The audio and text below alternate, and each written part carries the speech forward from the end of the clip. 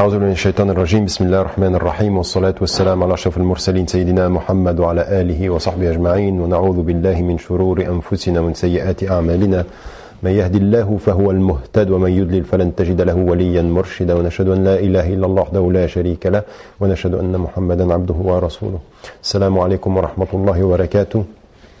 Chères sœurs, chers frères, chers amis, ces cassettes sont donc la présentation du cours en 4 moments dont l'intitulé principal est les exigences de la foi. Donc au travers de 4 passages du Coran, l'idée est de présenter les exigences de la foi musulmane par rapport à Dieu, par rapport à soi-même, par rapport à autrui et par rapport à la création, et en même temps de traiter des questions contemporaines qui seront aujourd'hui, pour l'année, toute la question de la critique de la spiritualité, critique également de ce que l'on peut comprendre dans la dimension de l'arabe ou du musulman, critique de la démocratie et critique de l'intégration et du communautarisme. Je reviendrai un tout petit peu sur l'usage du mot critique, mais c'est en l'occurrence des cours qui vont nous orienter entre l'exigence de la foi dans l'évolution de 4 cours et puis 4 critiques sur des questions contemporaines.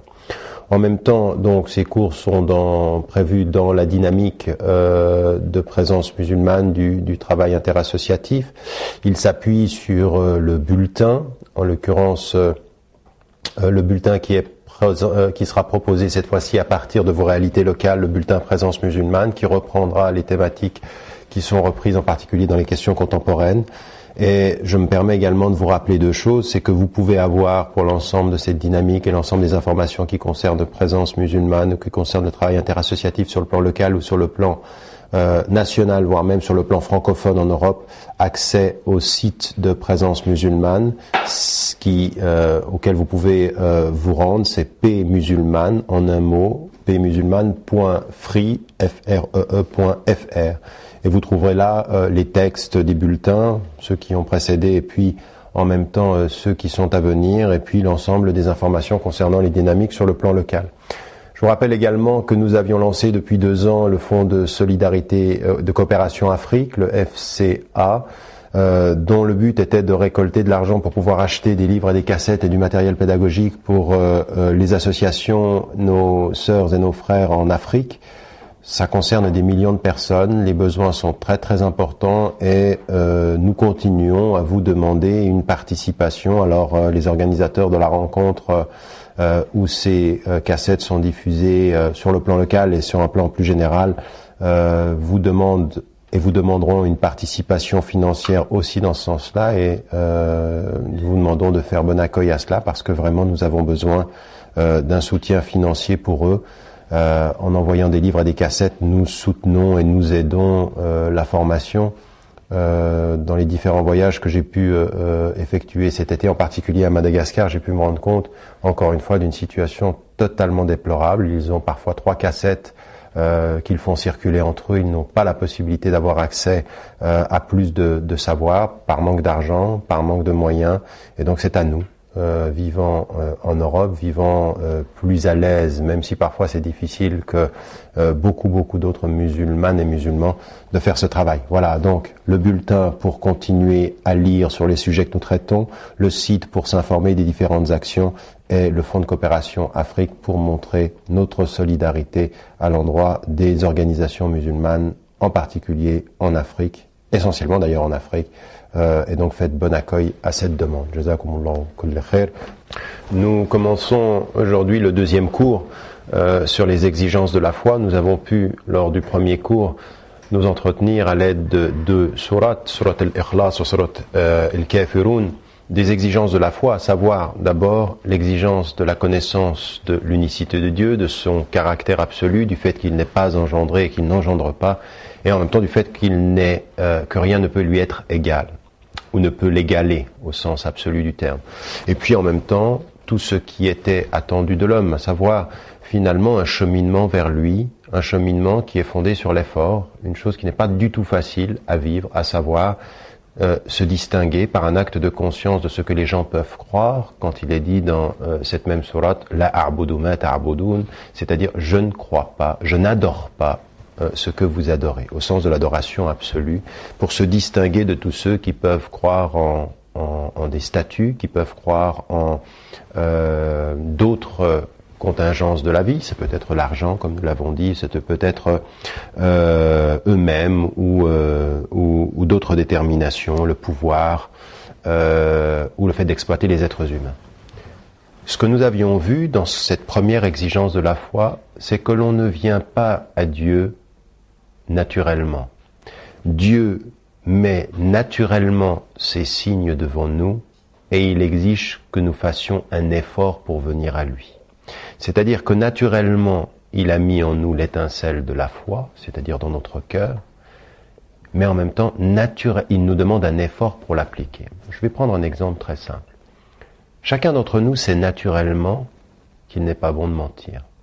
C'est-à-dire que on sent bien, même quand on est tout petit, que quand on ne dit pas la vérité, il y a quelque chose qui n'est pas bien. Notre conscience n'est pas à l'aise. Naturellement, on le sait.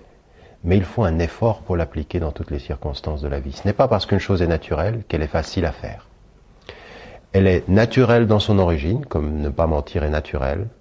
Je veux dire, ne pas mentir, on comprend naturellement qu'il ne faut pas le faire, mais il faut un effort pour y parvenir. C'est ça le chemin de la foi. Une chose naturelle en nous, pour laquelle il faut un effort quant à l'application, à la vivre dans sa vie quotidienne. C'est vrai avec le mensonge, c'est vrai avec la sincérité, c'est vrai avec la fidélité, c'est vrai avec toutes les dimensions éthiques de la foi. Ce dont nous allons parler aujourd'hui, c'est de continuer à comprendre que le chemin qui mène à Dieu, cette foi, a des exigences. Et elle a des exigences par rapport à nous-mêmes. Par rapport à nous-mêmes, par rapport à la relation que nous entretenons avec nous. En d'autres termes, Allah subhanahu wa ta'ala nous dit, la première des exigences que j'ai vis-à-vis de vous, c'est ma reconnaissance. Mais la deuxième des exigences vis-à-vis de vous, c'est votre propre éducation. C'est de venir à moi, c'est de faire un travail. Et c'est un vrai djihad, c'est le sens premier du djihad. Et encore une fois, il faut toujours rappeler aux musulmans, ce n'est pas parce que certains musulmans, ou les gens autour de nous, en particulier quand on vit dans des sociétés majoritairement non musulmanes, ne comprennent pas le concept ou des concepts musulmans comme le djihad, qu'il faut les éviter en pensant qu'en les évitant, on sera plus modéré, on sera plus ouvert, on sera plus respecté. Absolument pas. Quand un mot est mal compris, il vaut mieux l'expliquer plutôt que de le faire disparaître de son vocabulaire. Surtout un mot aussi central que le mot djihad. Et ici, le terme djihad est fort sur soi et fondamental. Pourquoi ? Parce qu'il y a un autre concept central en islam. C'est celui de dhulm, c'est d'être injuste. Être injuste avec soi-même. Écoutez, 3 situations. Adam alayhi salam et son épouse ont entendu Dieu leur dire « Ne vous approchez pas de cet arbre ». Et pourtant, ils s'en approchent. Première réaction, « Zalamna anfusana ». Allahumma inna zalamna anfusana, c'est-à-dire nous avons été injustes avec nous-mêmes. Si tu n'es pas miséricordieux et si tu ne nous pardonnes pas, nous serons de ceux qui sont les perdants. C'est la première des situations. Autre situation. Donc là, on a un prophète. Un prophète qui est Adam alayhi salam. Mais on a une autre situation, qui est Moussa alayhi salam, Moïse, qui se trouve dans une situation où il finit par tuer un être humain. Même attitude. Inni zalamtu nafsi. J'ai été injuste à mes propres dépens. La reine de Saba, quand elle est reçue par Sulaiman alayhi salam, un autre prophète, dit exactement la même chose. Elle se trompe sur la réalité. Inni zalamtu nafsi. J'ai été injuste avec moi-même. En d'autres termes, ce que nous dit la foi, c'est que reconnaître Dieu, c'est faire justice, ce que nous avons dit sur le mot de dayn, c'est-à-dire une dette qu'on doit reconnaître. Reconnaître Dieu, c'est être juste avec lui, mais il faut encore chercher, par un effort constant sur notre propre être, à être juste avec nous-mêmes. Qu'est-ce que ça veut dire être juste avec soi-même ? C'est comprendre comment Dieu nous a créés et comment nous devons agir pour aller vers lui et mieux nous maîtriser. Qu'est-ce que c'est la justice vis-à-vis de soi-même ? Comment est-ce que je peux parvenir à être juste avec moi-même ? Alors le meilleur exemple que nous pouvons trouver dans le Coran, c'est un passage célèbre, très connu, commenté diversement par les mufassirin, qui était une situation qui met en scène Ibrahim alayhi salam, Abraham et son propre peuple. C'est dans Surat Al-An'am, les troupeaux, et dans cette sourate, il parle à son peuple. Et il va leur faire le cheminement qui mène à l'exigence personnelle. Alors écoutons ces versets-là et essayons de voir comment est-ce que nous pouvons en tirer des enseignements. Donc ce sont dans Surat Al-An'am les versets 75 à 82 que nous allons étudier aujourd'hui. Donc premier verset.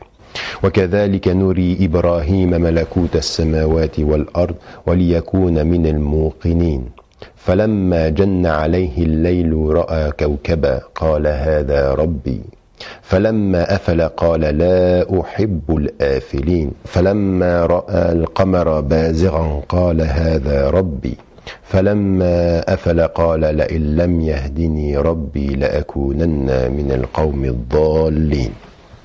On va s'arrêter là avant de parvenir à la troisième des étapes. On le comprendra avec la traduction. Ainsi, nous avons montré à Abraham les royaumes des cieux et de la terre, pour qu'il soit au nombre de ceux qui croient fermement. De ceux qui croient fermement, ce n'est pas tout à fait une bonne traduction. Pour qu'il soit au nombre de ceux qui sont emplis de certitude. Le muqinin, c'est-à-dire ceux qui n'ont pas de doute, qui ont une foi inébranlable. Lorsque la nuit l'enveloppa, il vit une étoile et il dit « Voici mon Seigneur, voici mon Dieu ».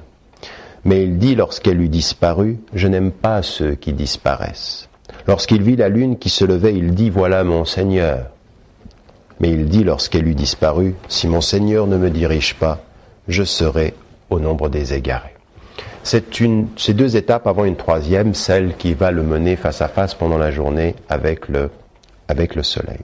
Alors, première des choses que nous pouvons dire sur ce passage, c'est que Abraham va être aidé par Allah subhanahu wa ta'ala, dans sa qualité de prophète, alayhi salam, pour s'approcher de Dieu, pour avoir accès à cette connaissance. Et surtout, une chose qui est extrêmement importante pour nous, c'est de comprendre que ce cheminement qui va vers Dieu va avoir des conséquences fondamentales sur la propre relation que j'ai avec moi-même, et puis ensuite, la relation que j'ai avec autrui, que nous verrons dans notre prochain cours, Inch'Allah.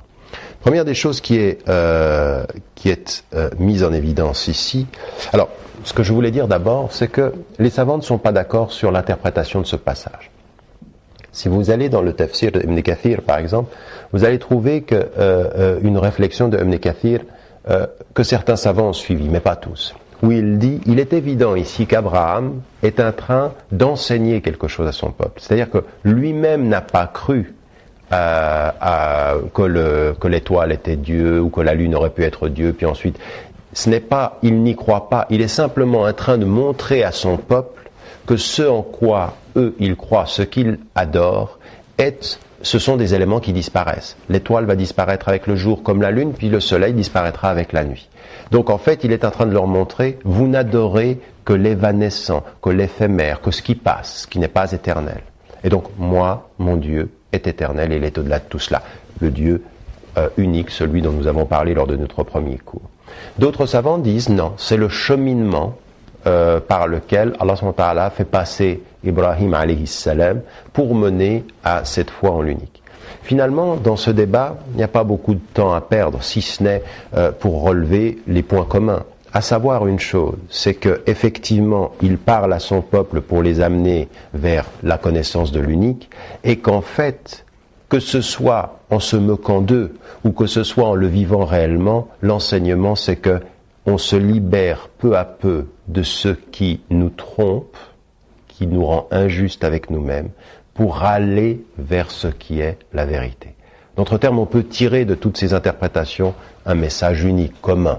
C'est celui de ce cheminement qui libère de l'erreur, min adh-dhulumati ila an-nur, c'est-à-dire de ces ténèbres de l'erreur, de cette mauvaise vue, de cette non-compréhension vers la vérité. Alors, que les interprétations sont contradictoires, elles ne le sont que dans la forme. Dans le fond, elles disent bien le sens du cheminement. Alors, qu'est-ce qu'il dit ici? Et le premier verset est est très très important dans la façon dont il est rapporté. La première des choses, c'est que ce que dit Abraham à son peuple, ce que Allah subhanahu wa ta'ala nous dit d'Abraham, c'est que Allah subhanahu wa ta'ala lui a donné l'univers, la création. Et le premier des chemins par lequel Allah subhanahu wa ta'ala va attirer l'homme vers lui-même finalement, c'est de lui faire voir la création qui est en face de lui. Ce que vous verrez dans les autres cours est le sens même du livre, c'est-à-dire qu'il y a le livre révélé, puis il y a le livre de ce monde créé qu'il faut savoir comprendre, qu'il faut savoir interpréter. Et c'est par ce regard sur la nature qu'Allah subhanahu wa ta'ala va prendre Abraham et le mener vers la certitude de sa présence. La deuxième des choses ici qui est mise en évidence, c'est ce cheminement où il va partir de la nature et il va aller vers le créateur de la nature. Premier des éléments qui est mis ici en évidence, c'est celui de l'étoile. Donc l'étoile, c'est ce qu'il voit dans la nuit et il se dit, voilà ce que sera mon Dieu, c'est-à-dire cette étoile qui apparaît dans la nuit et que je vais adorer. Et finalement elle disparaît. Puis ensuite la lune, et finalement elle disparaît. Qu'est-ce que symboliquement cela veut dire et qu'est-ce que matériellement cela veut dire? Cela veut dire en fait que la première justice que l'homme doit avoir vis-à-vis de lui-même, c'est de ne pas être attiré par ce qui d'abord l'attire. C'est d'avoir un acte de conscience et d'interpréter les choses. Immédiatement, quand on voit l'étoile, quand on voit un élément qui sort de l'ordinaire, l'étoile a cette particularité dans la nuit, c'est qu'elle brille. Quand tout le monde est pauvre, la particularité de l'argent, c'est qu'il distingue, c'est qu'il brille au regard.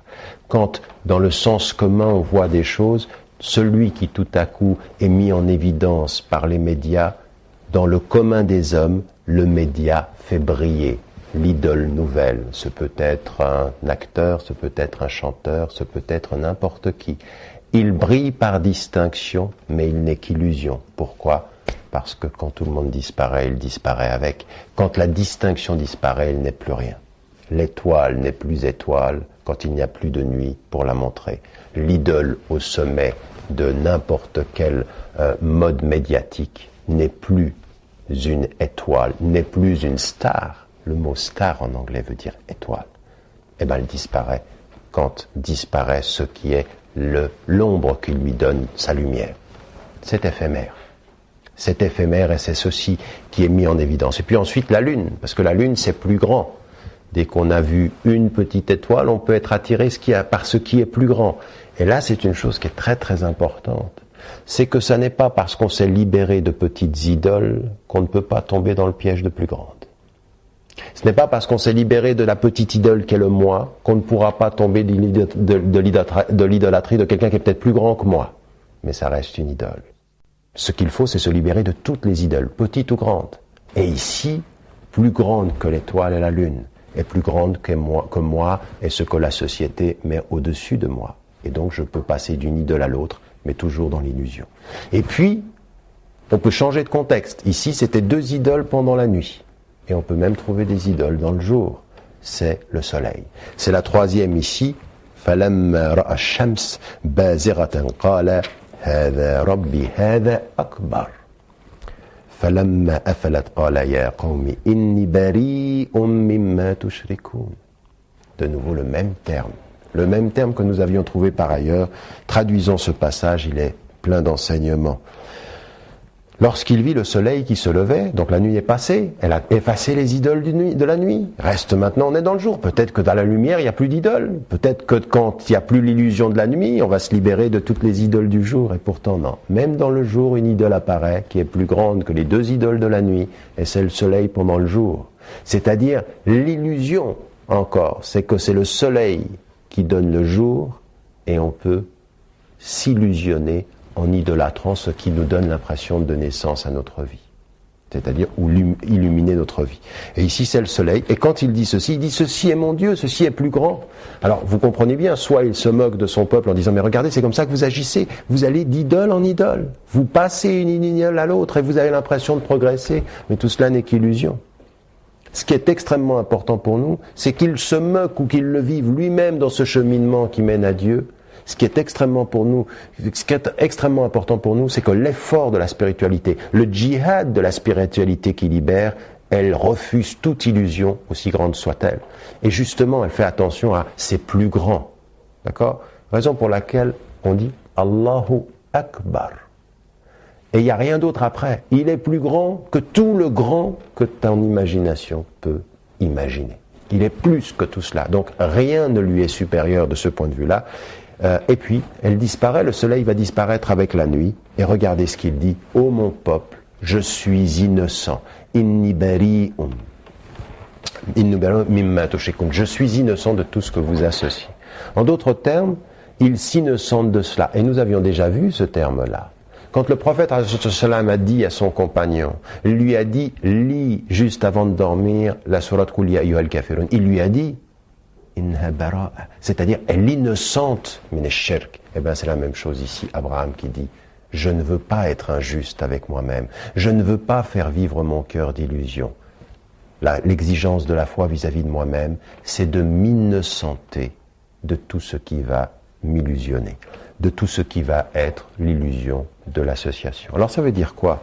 Ça veut dire encore une fois que quand vous avez tout votre peuple et que vous faites ce choix-là, il faut avoir du courage, il faut avoir de la patience, il faut avoir quoi surtout? La certitude, la conviction. Raison pour laquelle dans l'ordre des versets qu'on vient d'analyser, Allah subhanahu wa ta'ala dit, nous avons donné à Abraham les cieux et la terre pour qu'il soit assuré, qu'il atteigne cette certitude-là. Parce que sans une conviction profonde, les hommes nous entraînent et les illusions nous emportent. Raison pour laquelle c'est ce véritable travail qui est le travail du cœur. Et puis, dans cette justice-là, c'est-à-dire aller dans cette justice-là, ça va être aussi faire face aux hommes. Et regardez ce qui vient tout de suite après. Il dit, lui, je suis innocent. Et regardez ce qu'il dit comme exigence fondamentale de la justice que l'on se doit. Inni wajjahtu wajhiya lilladhi fatara as-samawati wal ard hanifan wa ma ana min al-mushrikin. J'ai, dit-il à son peuple, je tourne mon visage comme un vrai croyant, c'est-à-dire comme un croyant sincère, comme un être qui se tourne vers l'unique, vers celui qui a créé les cieux et la terre, et je ne suis pas au nombre des polythéistes.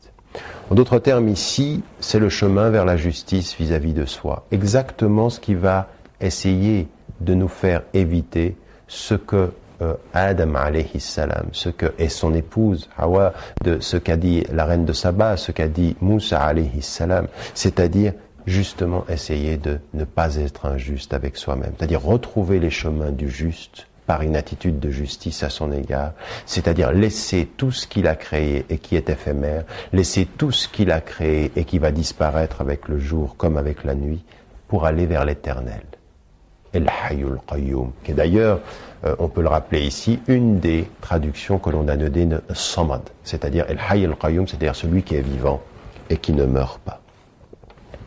Dans ce travail-là, on vient d'assister ici à une entreprise qui est un cheminement spirituel. La première des exigences de la foi pour l'être, c'est de s'engager dans cette recherche-là. Alors, critiquer les êtres humains parce qu'ils peuvent croire en l'une ou l'autre des idoles est une chose. S'engager dans la recherche de la vérité est la première des justices que l'on doit à son cœur. Mais ce n'est pas fini. Dans le travail que l'on doit faire sur son cœur, il va y avoir un moment où on va se confronter aux êtres humains. Vous avez ici Ibrahim alayhi salam qui discute avec son peuple. Il ne refuse pas le dialogue. Être sûr de ce que l'on croit ne veut pas dire refuser le dialogue avec ceux qui ne croient pas ce que l'on croit. Dans la foi devant Dieu, lakum dinukum waliya din. Vous avez votre façon de vivre, j'ai la mienne. Mais discutons. Mais nous pouvons discuter. Nous pouvons avoir ce débat. Et parfois, c'est dans la dispute que les choses peuvent se faire. Ici, si on vient avec les versets qui suivent, qu'est-ce qu'il est dit? وَحَاجَّهُ قَوْمُهُ. Son peuple l'a interpellé, s'est adressé à lui, l'a apostrophé ou discuta avec lui. Et qu'est-ce qu'il lui dit? قَالَ أَتُحَاجُّونِي فِي اللَّهِ وَقَدْ هَدَانِ وَلَا أَخَافُ مَا تُشْرِكُونَ بِهِ إِلَّا أَنْ يَشَاءَ رَبِّي شَيْئًا وَسِعَ رَبِّي كُلَّ شَيْءٍ عِلْمًا أفلا تتذكرون وكيف أخاف ما أشركتم ولا تخافون أنكم أشركتم بالله ما لم ينزل به عليكم سلطانا فأي الفريقين أحق بالأمن إن كنتم تعلمون. Est-ce qu'il dit, son peuple discuta, l'interpola, l'apostropha. Il dit alors, vous disputerez-vous avec moi au sujet de Dieu alors qu'il me dirige, alors qu'il m'a dirigé? Je ne crains rien venant de ce que vous lui associez, sauf ce que permettra mon Seigneur. La science de mon Seigneur s'étend à toute chose. N'êtes-vous pas de ceux qui réfléchissez? Comment redouterais-je ce que vous lui associez alors que vous ne craignez pas d'associer à Dieu ce à quoi il n'a conféré aucun pouvoir? Quel est celui des deux parties qui est le plus sûr, si seulement vous compreniez?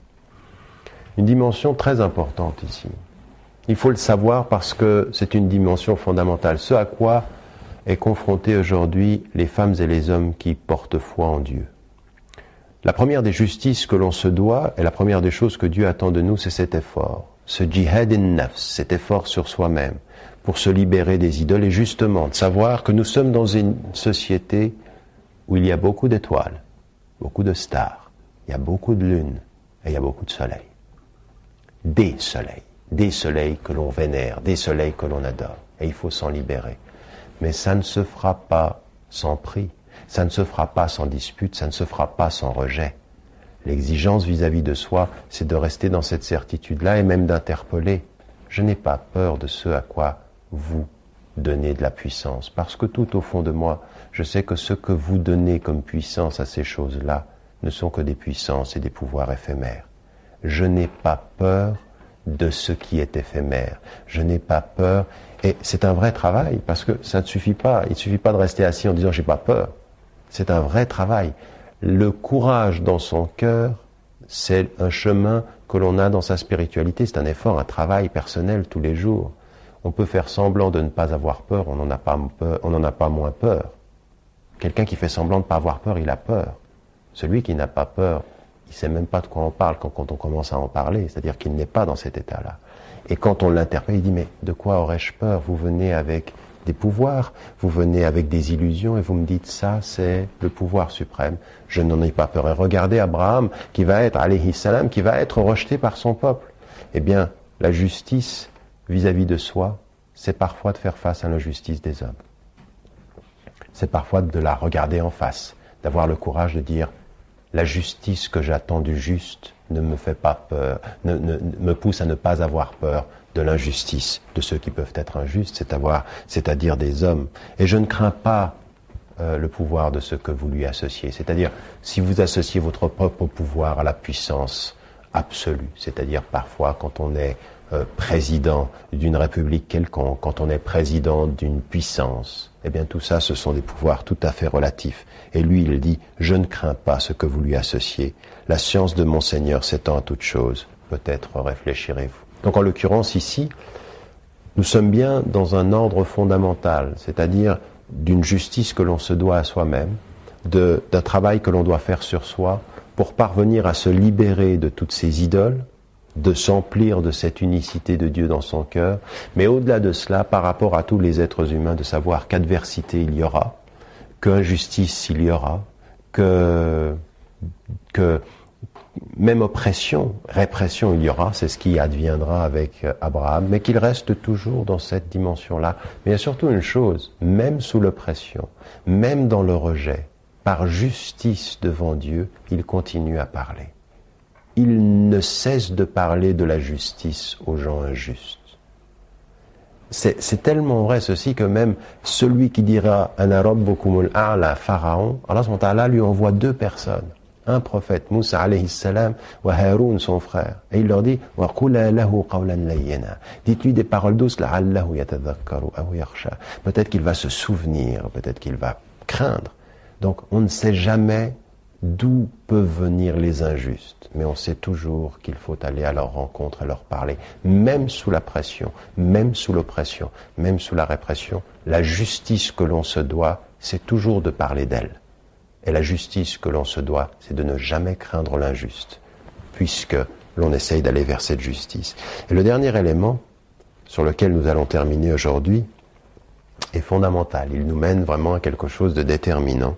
Regardez ce que dit Allah subhanahu wa ta'ala quand il parle justement de ces deux voies, parce que finalement c'est le farqayn, c'est-à-dire quels sont ceux qui sont le plus en paix. Apparemment, ceux qui ont le pouvoir sont en paix. Ce n'est pas vrai. On peut avoir le pouvoir et ne jamais être en paix. Les seuls êtres qui sont en paix, ce sont ceux qui sont justes avec Dieu et justes avec eux-mêmes. C'est-à-dire en paix avec eux-mêmes, c'est-à-dire dans une situation d'équilibre. Alors, pour nous, en tant que croyants, c'est être en paix avec Dieu et être en paix avec nous-mêmes. Alors, il se peut que des gens trouvent une paix intérieure d'une autre façon. Nous, ce qui nous est enseigné, c'est que quand on sait que Dieu est, on ne trouve la paix que quand on est en paix avec lui et en paix avec nous-mêmes. Et regardez ce qui est dit et qui va clore notre discussion d'aujourd'hui. Alladhina amanu wa lam yalbisu imanahum bi dhulmin ulaika lahumul amnu wa hum muhtadun. Il vient de dire: je suis innocent de ce que vous associez à Dieu, je n'ai pas peur du pouvoir que vous donnez aux choses éphémères. Et il termine en disant ceci: ceux qui portent foi en Dieu et qui ne revêtent pas leur foi d'injustice. Vous voyez ici la traduction dit de prévarication, ce n'est pas le terme. Bidhulm, ça veut dire d'injustice. Se trouvent en sécurité et ils sont bien dirigés. Vous ne pouvez pas comprendre ce verset littéralement si vous ne comprenez pas ce qu'Allah subhanahu wa ta'ala nous dit. Il nous dit justement que la vraie justice, c'est de reconnaître Dieu. Et la vraie justice vis-à-vis de soi, c'est d'appliquer ce qu'il nous demande. C'est de faire ce qu'il nous demande. Et ici, c'est fondamental. Les croyants étaient autour du prophète, ils ont dit: mais qu'est-ce que ça veut dire, ceux qui habillent leur foi d'injustice? Comment est-ce que je peux avoir une foi injuste? Et le prophète, premier commentateur du Coran, dit avec force: venez à Surat Luqman. Surat Luqman, c'est une autre sourate du Coran. Et Luqman dit à son fils: Ya bunayya, la tushrik billah, inna shirka la dhulmun azim. Ô mon fils, n'associe rien à Dieu, parce que associer quelque chose à Dieu est une grande injustice. La dhulmun azim. Donc le prophète utilise ces versets pour expliquer ce verset ici que nous avons et qui met en évidence le fait d'habiller sa foi d'injustice. Et d'habiller sa foi d'injustice, c'est justement de ne pas se libérer de ses idoles, de ne pas se libérer de ce que suivent le plus grand nombre. Et on conclura en disant et en comprenant que nous devons être justes avec nous-mêmes. Donc ceux qui croient en Dieu et qui agissent le mal contre leur foi, Allahumma zalamna anfusana. Dieu, nous avons été injustes avec nous-mêmes. Ceux qui croient en Dieu et qui en même temps croient à d'autres choses, ils adorent l'argent, ils adorent des stars, ils adorent le monde médiatique, ils adorent, même on va bientôt arriver à des gens qui sont en état d'adoration virtuelle du monde de la virtualité. Eh bien ceux-là, ils sont injustes avec eux-mêmes, ils habillent leur foi d'injustice.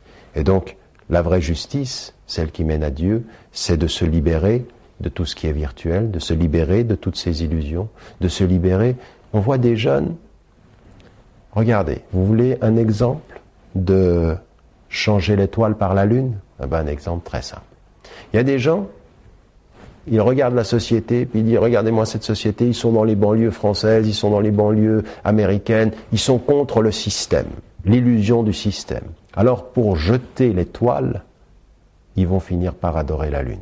Alors ils jettent le système, c'est l'illusion de l'ordre, c'est l'illusion d'une société qui aime l'argent. Alors eux, ils disent: nous on refuse l'argent, de toute façon l'argent ça ne sert à rien. Et quand vous les regardez, ils finissent par adorer les marques de vêtements.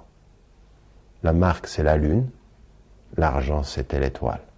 Puis ensuite, plus que ça, on les verra rejeter même parfois certaines adorations, puis se tourner vers d'autres. Les voitures, le pouvoir, le fait de paraître. En d'autres termes, même dans les lieux où l'on rejette les illusions, on peut continuer à s'illusionner. On voit beaucoup de nos jeunes qui croient être contre le système de l'argent, ils en sont les premiers esclaves. Je crois que de ce point de vue-là, il faut suivre l'exemple de Ibrahim alayhi salam, qui nous enseigne ici par cet exemple comment il faut s'approcher de Dieu dans ce cheminement-là. Il demande de reconnaître Dieu, il demande de lutter contre ses propres injustices, il demande de se libérer, de libérer son cœur pour être avec lui en permanence, et finalement d'agir comme l'on doit agir pour la justice, avec le juste, sans aucunement se laisser aller à ce qui parfois nous arrive, à savoir à nous illusionner et à revenir à des attitudes parmi les hommes qui sont des attitudes d'adorateurs ou d'adoration qui sont malsaines. En d'autres termes, c'est le chemin de cette liberté et nous aurons, Inch'Allah, lors du prochain cours, la possibilité de revenir à cela dans les relations que nous devons établir avec notre environnement. أقول قولي هذا واستغفر لي ولكم فاستغفروا